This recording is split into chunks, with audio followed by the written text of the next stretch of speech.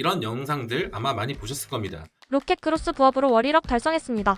입고만 시키고 월 500만 원 벌어요.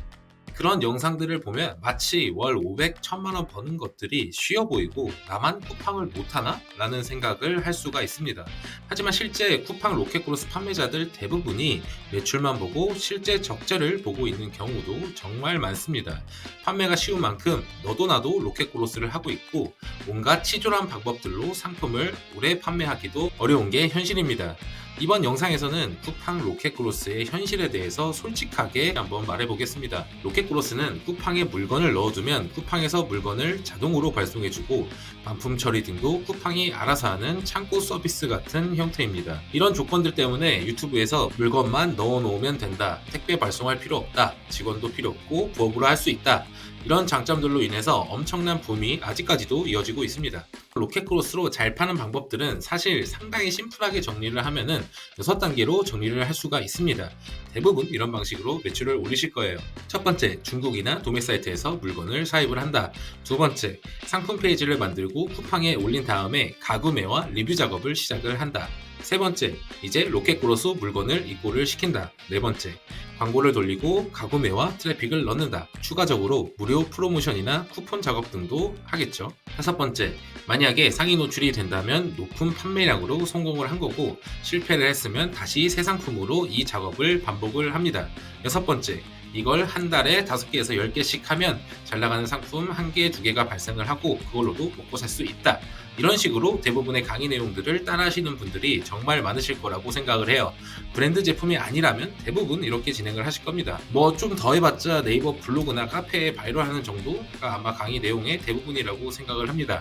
문제는 이러한 시스템이 논리적으로는 매우 그럴싸해 보이지만 실제로는 상당히 많은 문제점을 가지고 있습니다. 날카롭게 상품을 기획해서 들어가고 높은 수익을 내고 있으신 분들도 분명 쿠팡에 존재를 하시지만 대부분 초보셀러가 많기 때문에 디지털 노마드를 꿈꾸며 잘못된 시스템에서 오히려 느린 정산 때문에 대출만 껴안고 폐업하고 빚만 지는 경우들도 생각보다 많이 발생을 하고 있는데 그 몇 가지 이유에 대해서 솔직하게 말씀드려 보겠습니다.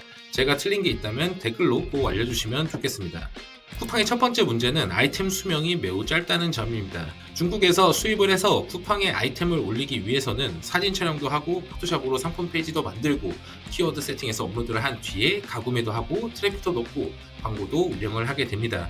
이렇게 해서 어찌저찌 잘 팔게 되었다고 치더라도 아이템 위너 정책으로 바로 다른 판매자들이 판매하고 있는 아이템에 마이너스 100원, 마이너스 500원 이렇게 걸어서 내 돈 들여서 힘들게 만든 리뷰를 다 뺏어가게 되고 다음날 매출은 바로 0원이 되게 됩니다. 저는 사실 이게 쿠팡 판매의 가장 큰 문제점이라고 생각을 해요. 어느 날 갑자기 매출 0원이 될 확률이 너무나도 높습니다. 쿠팡은요.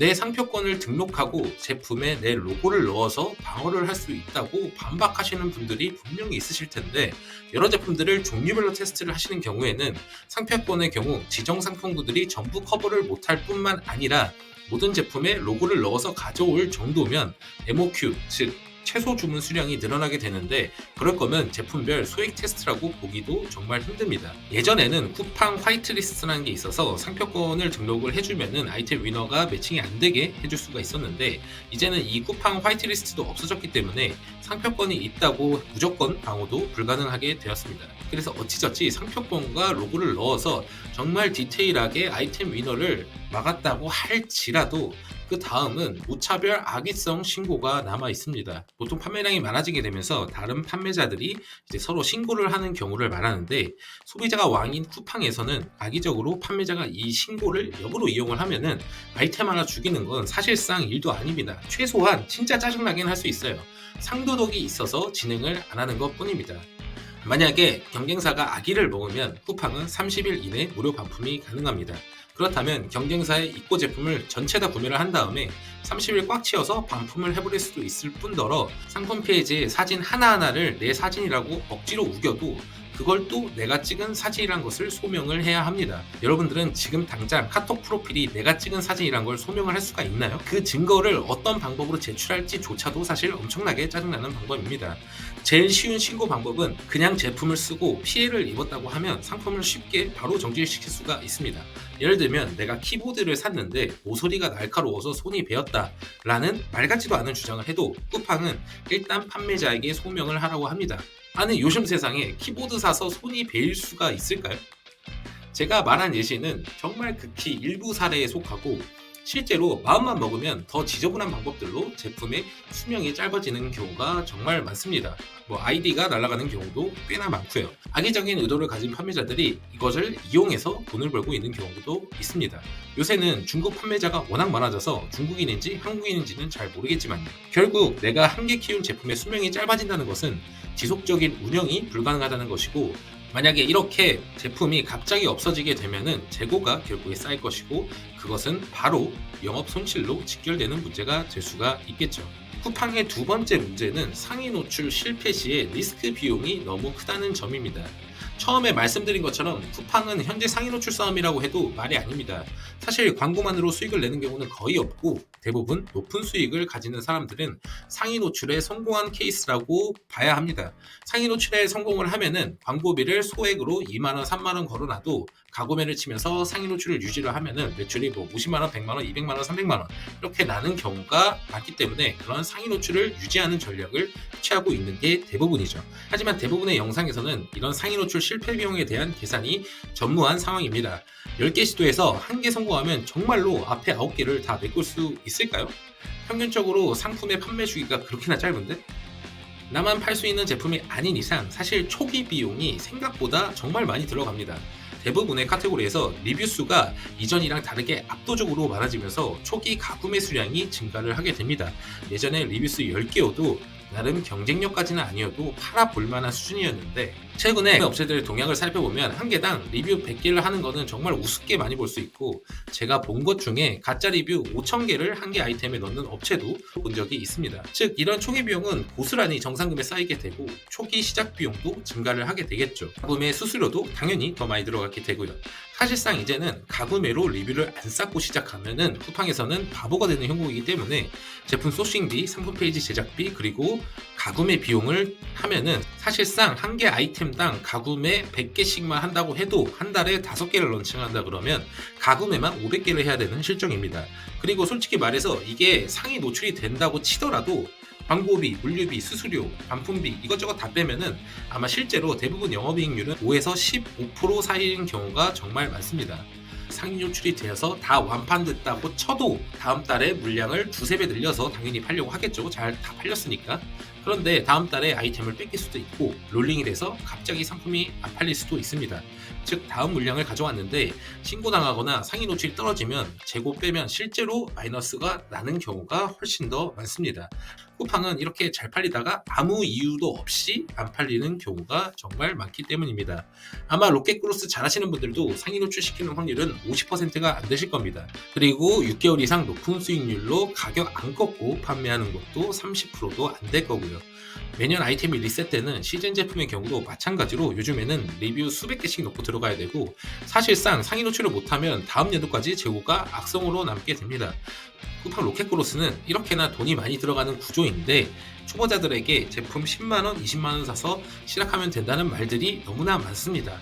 사실 이런 건 네이버랑 자사몰이나 가능한 구조지, 로켓크로스의 정산 주기와 수수료, 가구매를 생각을 해봤을 때는 이렇게 10만원, 20만원으로 절대 시작을 할 수 없는 게 현실입니다. 실제로 실패를 했을 때 리스크는 대부분 물건값보다는 쿠팡의 수수료와 가구매에 대해서 발생을 하게 될 것이에요. 제일 중요한 건 쿠팡은 이걸 막을 생각이 없습니다. 왜냐하면 본인들도 가구매를 하고 본인들도 리뷰 작업을 하기 때문이에요. 즉 본인들도 하기 때문에 그걸 막을 이유도 없고, 대금도 어차피 가구매 쳐주면은 몇 달씩 들고 있는데 이자 수익도 생기고 재무제표도 올라가고 당연히 수수료 들어오니까 영업이익도 올라가고, 굳이 쿠팡이 나서서 막을 이유가 있을까요? 어쨌든 쿠팡의 경우는 실패 비용이 생각보다 많이 들어가기 때문에 이러한 비용까지 하나하나 따져서 고려를 해서 운영을 해야 합니다. 쿠팡의 세 번째 문제는 정산이 막히는 현상입니다.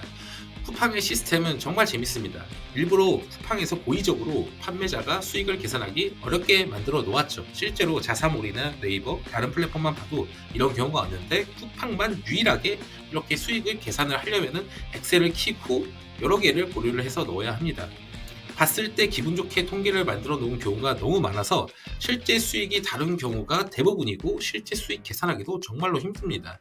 매출에서 쿠폰 가격을 빼야 하고 광고 대시보드 통계랑 판매자 통계랑 매출도 다르고 광고비는 부가세가 별도이며 광고비는 선결제, 대금은 나중에 결제입니다. 게다가 계속해서 넣어줘야 하는 가구매 같은 경우에는 수익에서 또 따로 엑셀을 빼서 업체랑 대조해서 이제 통계를 만들어야 됩니다. 실제로 제 주변에서도 월 매출 몇 억씩 한다고 하는 셀러도 엑셀 키고 하나하나 타이트하게 따져보니까 정산이 잘못된 경우도 꽤나 있습니다. 거기에 선정산 시스템이라는 아주 재밌는 문화가 정착을 했는데, 아니 솔직히 내 돈을 내가 대출받는 게 말이 됩니까?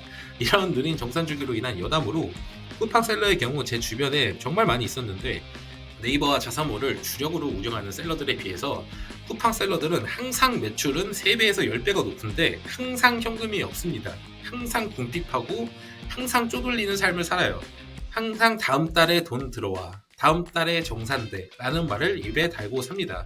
참 돈 벌려고 사업을 했는데 장보러만 순수이기고 현금이 없는 경우가 정말 많아서 이럴 거면 왜 사업을 하냐 라는 말도 상당히 많아지고 있습니다. 선정사이나 대출을 하시는 분들도 정말 많은데, 선정사이나 대출을 하시게 되면은 이제 멈출 수 없는 폭주 기관차로 바뀌어서 계속 돈은 없고 사업은 계속 해야 되는 경우가 상당히 많으니 초보 셀러분들은 이 점 꼭 유의를 하셨으면 좋겠어요.